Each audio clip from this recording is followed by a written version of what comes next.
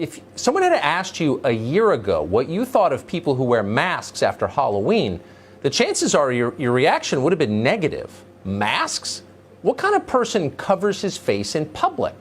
Well, let's see, armed robbers do that. So do Klansmen and radical Wahhabists. The rest of us don't do that. In fact, until recently, wearing a mask in public was illegal in many places. The assumption was if you're hiding who you are, you're up to something bad. It made people nervous. By our nature, we want to see each other. We need to see each other. Looking at another person's face is the beginning of connection. Eliminating that connection dehumanizes us. That used to be obvious. A century ago, during the Spanish flu pandemic, authorities in many cities in this country passed mandatory mask ordinances, just like the ones we have now. Many Americans accepted them, but many others did not accept them. In California, citizens rebelled. In January of 1919, 5,000 members of the newly formed Anti-Mask League of San Francisco gathered to call for the mayor's resignation if he didn't repeal his mask order. 5 days later, the mayor complied. Science vindicated that decision in the end. A year later, a study found that compulsory mask use likely had no effect on curbing the Spanish flu. We live in a very different time. American society, of course, is far less cohesive than it was 100 years ago, and Americans seem far more passive than they did. Those who disagree with the prevailing orthodoxy have less power than they've ever had. Mass communications are now controlled by a tiny number of people, all of whom have identical agendas. There is no modern anti-mask league. There couldn't be a modern anti-mask league. Facebook and Google would shut it down the first day. The governors of Michigan and New Jersey would indict its leaders. Dissent used to be a defining feature of American life, but no more. Now we have mandatory consensus. Masks are good. Anyone who questions the utter goodness of masks is bad. What they're really telling you is that masks are magic. What appears to be a flimsy cotton face covering is in fact a holy amulet that protects us from disease more reliably than any modern medicine. Listen to the director of the CDC, Robert Redfield, explain that actually masks are better than vaccines. I might even go so far as to say that this face mask is more guaranteed to protect me against COVID than when I take a COVID vaccine. This face mask is more guaranteed to protect me from a vaccine. Following?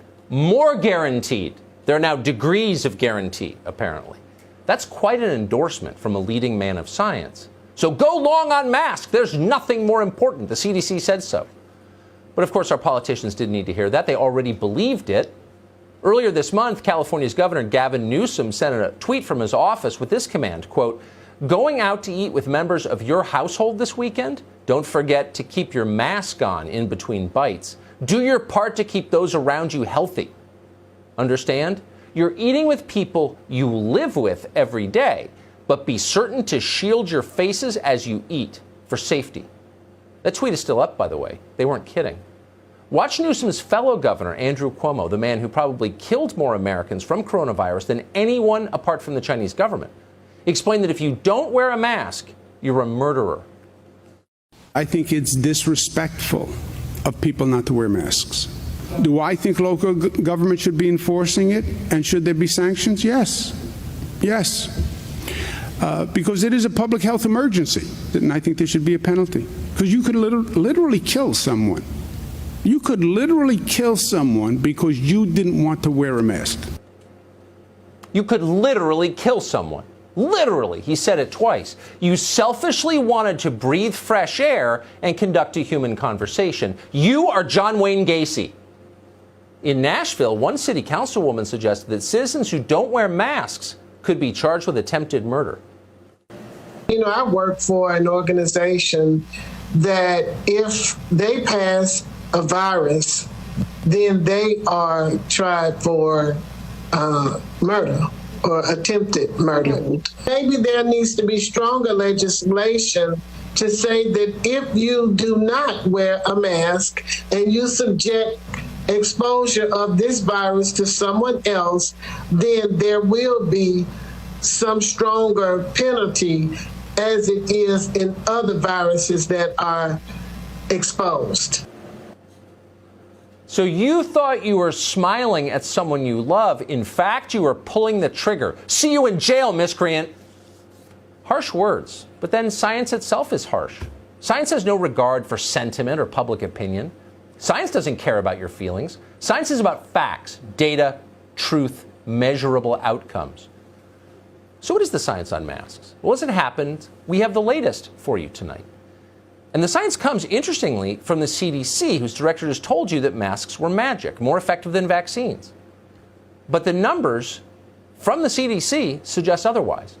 A new study conducted by 11 medical institutions analyzed a group of people who tested positive for COVID during the month of July.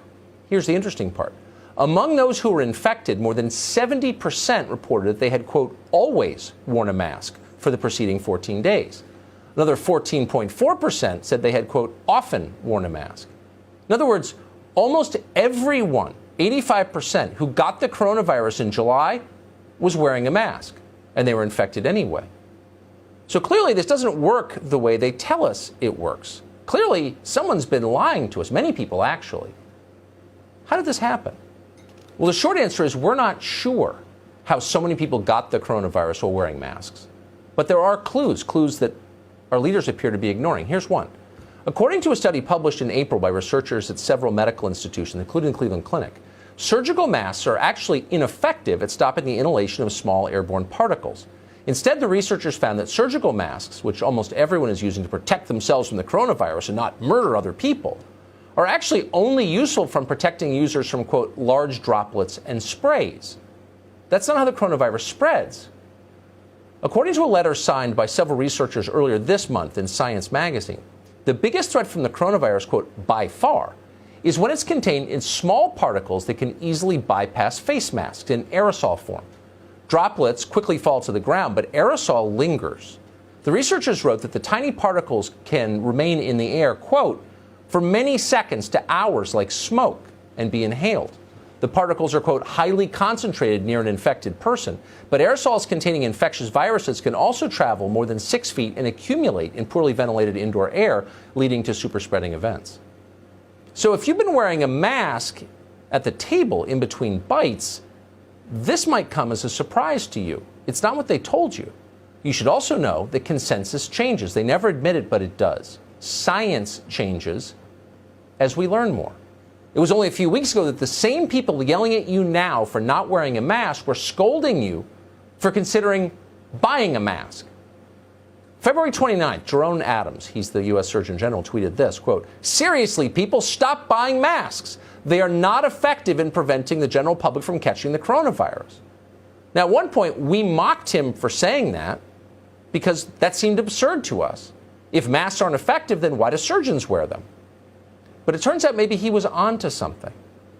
On March 8th, Anthony Fauci told us, once again, masks are pointless.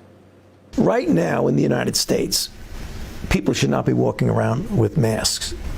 You're sure of it? Because people are listening really closely to this. Right now, people should not be walking. There's no reason to be walking around with a mask. When you're in the middle of an outbreak, wearing a mask might make people feel a little bit better, and it might even block a droplet, but it's not providing the perfect protection that people think that it is. These people are so awful.